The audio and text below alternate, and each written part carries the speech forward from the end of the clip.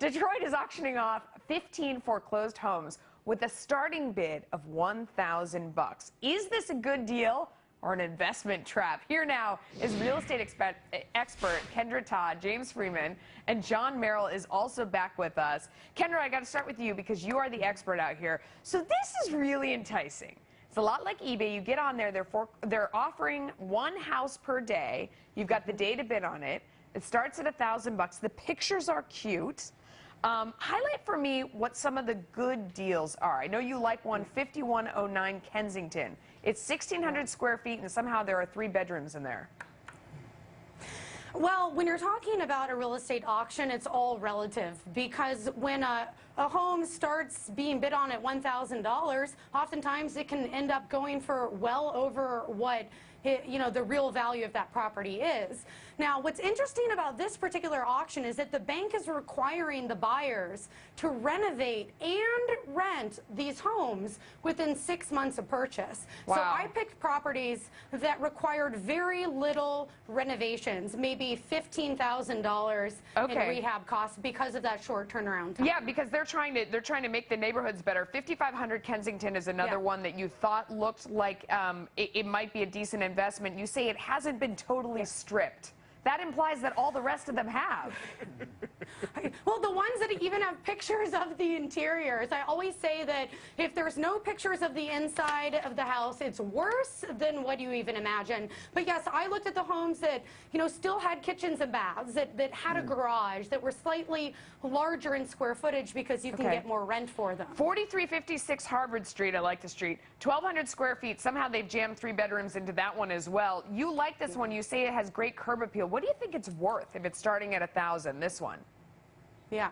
Well, I looked at all of the values, and fully renovated, most of these homes are probably worth anywhere from $33,000 to $45,000.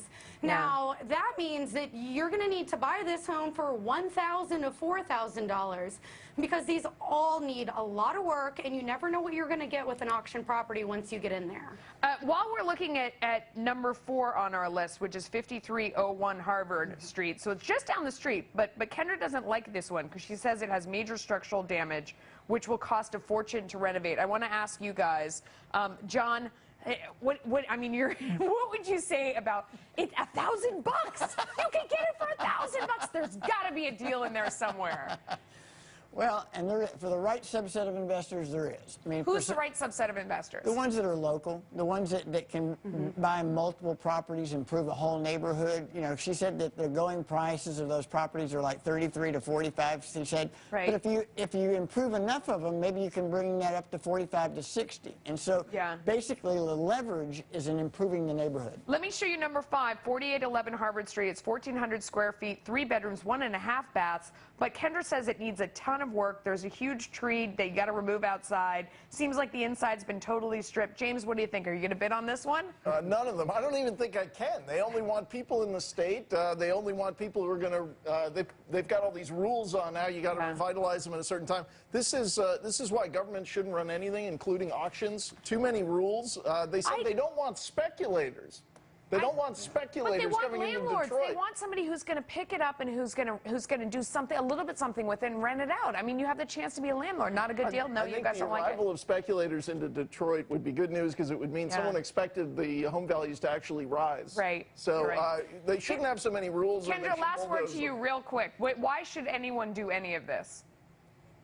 Personally, I wouldn't touch this with a 10-foot pole. And my bigger question is, who's going to rent these homes? People are leaving Detroit in droves. So okay, all right, never mind. You're all dismissed. Thank you. No, you guys are going to stick around. Before we head to Liz, something we've been touching a lot on here on Money, the growing angst towards Silicon Valley workers out in San Francisco.